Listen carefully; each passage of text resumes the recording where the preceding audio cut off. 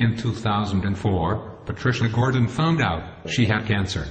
They told me I had lymphoma. She set up an immediate an appointment to have the top palate of my mouth removed.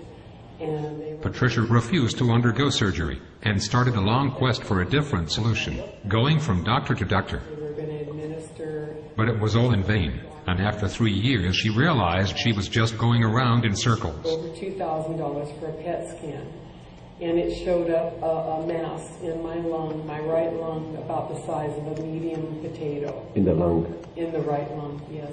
By this time, there was a tumor that started growing up around my right eye, and it basically was forcing my eyeball out to the right side of my head. So how did you find out about Dr. Simoncini? I heard this radio show. It was the Robert Scott Bell radio show. Okay. He talked about his alternative treatments and how the success rate was so great. And so when I went to the website, I immediately saw this is exactly what was happening to me, because I experienced the white tumors coming down from the roof of my mouth, and I got a hold of Dr. Simoncini. Patricia flew to Rome to see Dr. Simoncini. He immediately knew what it was. There was no hesitation on his part. He was very professional, very positive.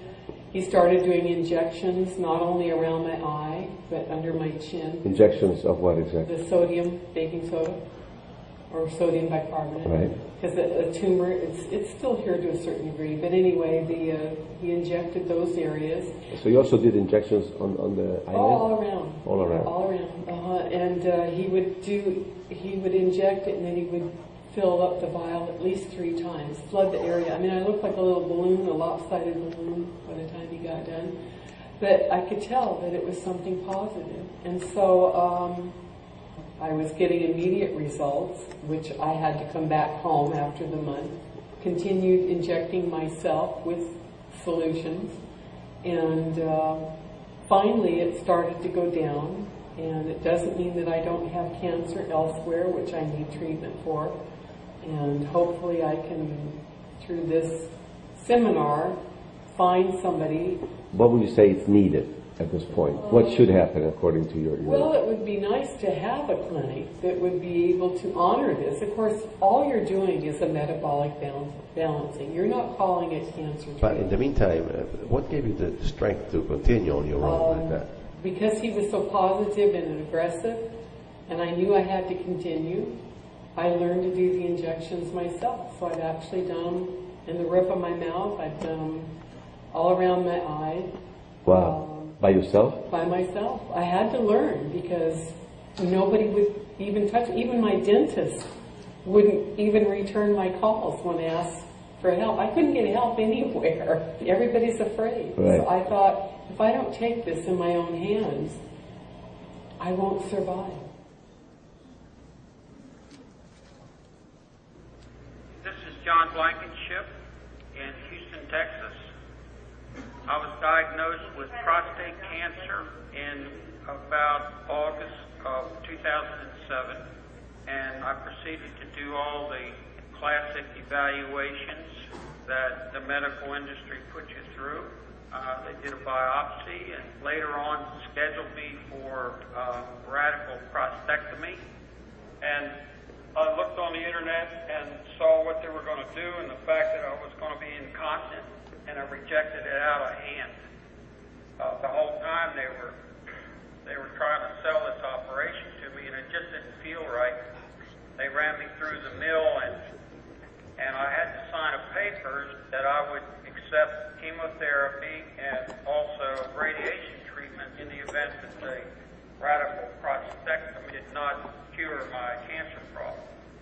Sometime in early January, I was on the internet and I came across Dr. Tullio Simoncini's website, and I was amazed at the protocol that he suggested, and also I was amazed by his belief that cancer wasn't fungus. I read over and over and over, and it just made sense to me. And toward the end of January, I called him and made arrangements to go to Rome for treatment. And I arrived in Rome on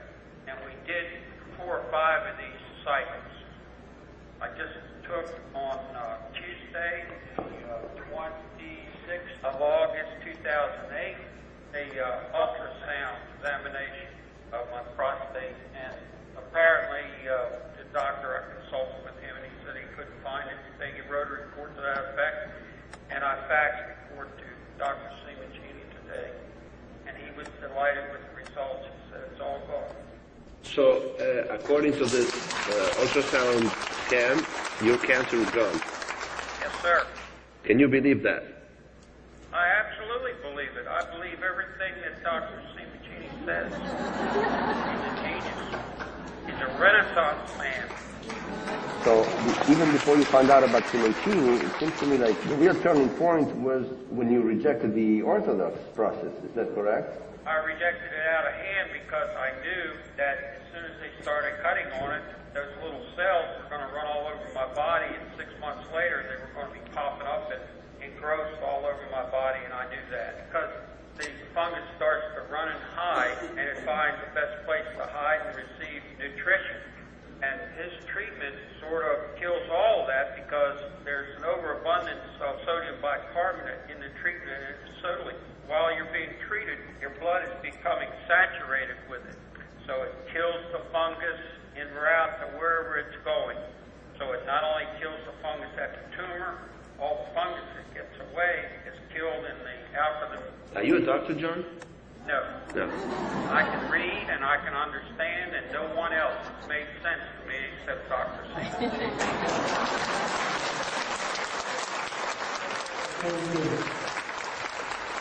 Thank you. John. Thank you. Hey.